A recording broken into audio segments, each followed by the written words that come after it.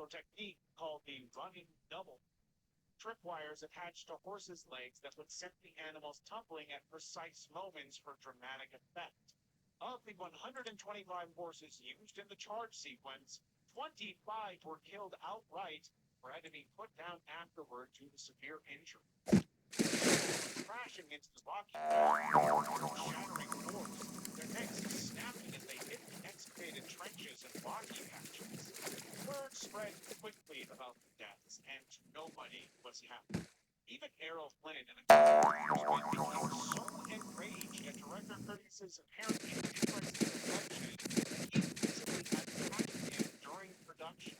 Over 1,000 protest letters flooded Warner Brothers offices. Congress moved swiftly to pass new laws protecting animals in motion pictures. The American Society for the Prevention of Cruelty to Animals banned tripwires from film sets entirely as a result of this movie, guaranteeing better treatment of animals going forward. The King of the Jungle, 1927. Walked onto the set of The King of the Jungle in 1927 knowing one thing would be guaranteed. He would be showcasing his acting alongside real lions. Yes, real lions. You probably don't know who Lord Standing is today, but he was a British actor who had been working steadily in Hollywood since the early 1920s, building a respectable career in major American films. Standing had developed a close relationship with his co-star Elmo Lincoln, a barrel-chested actor who had gained fame as the first man to portray Now, Elmo was a big deal, known for his work with dangerous animal action sequences, but even he understood the inherent risks of working with untrained predators like these lions. And this movie required a lot of interaction between the human cast and live lions. Sounds insane today, but it was a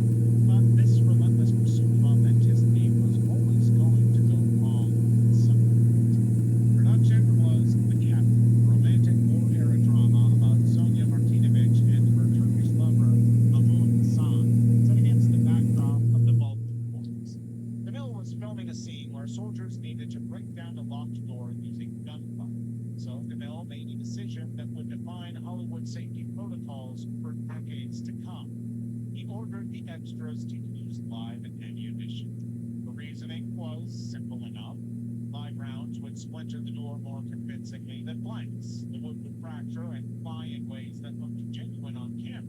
The muzzle flashes would be bright, sound would be sharp. Everything would feel more real because it was real, which was true, actually. The first take went exactly as planned. The soldiers fired their rifles loaded with live rounds. The door absorbed the impact, wood fragmenting under the barrage. Camille called out, satisfied with the authentic destruction. For the second shot, where the soldiers would actually break through the damaged door, Camille ordered them to reload with blanks. This was standard procedure to ensure that no live ammunition stood chain. So the extras began the process of emptying their rifles and reloading with the safer blank cartridges. That's one they barely got over. Cameras rolled again, not live bullet was still nestled in the chain. So when the rifle was struck, the round traveled across the set at full velocity and struck it next to Charles Chandler, directly in the head, killing him instantly. Production halted almost immediately. The movie just became a very tragic part of history. The industry's very first documented firearms fatality has just occurred on a movie set, establishing a truly great precedent that would haunt Hollywood for the next century and beyond. But Chandler tragically received no compensation beyond a tiny studio credit. Hill went on to make bigger movies. When they slammed into it and exploded. He was trying to get a flyby. He missed and the person died. There was 27 people on board at the time, and the crashing killed 3 inferno then started in the kitchen, which as there's no way to get out of the back of it, people panicking ran up as high as they could. There was 11 people still stuck in the tail. 4 people were already killed and 14 were in the front. Realizing this insanity that was happening,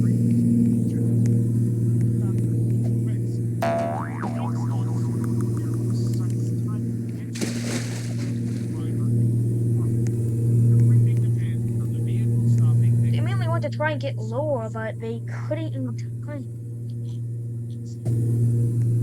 They didn't get too far before suddenly one of the engines started catching over.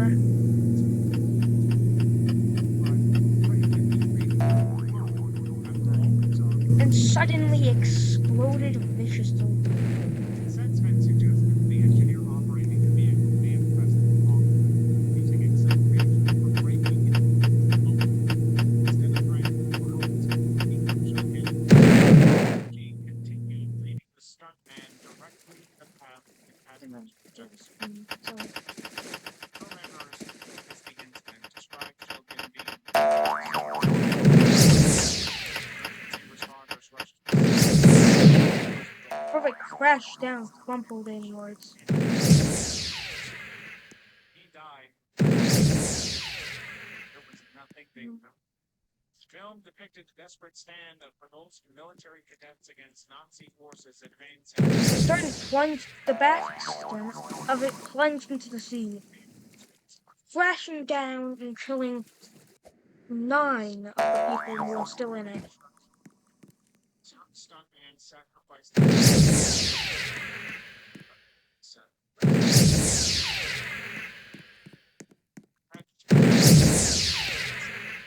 British amateurs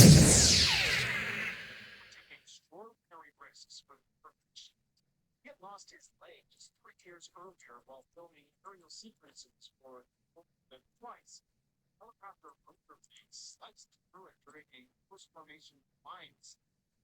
1969, he was back in the air with an artificial leg, working as second director on Mike Nichols and David Stannard shoot Catch-22.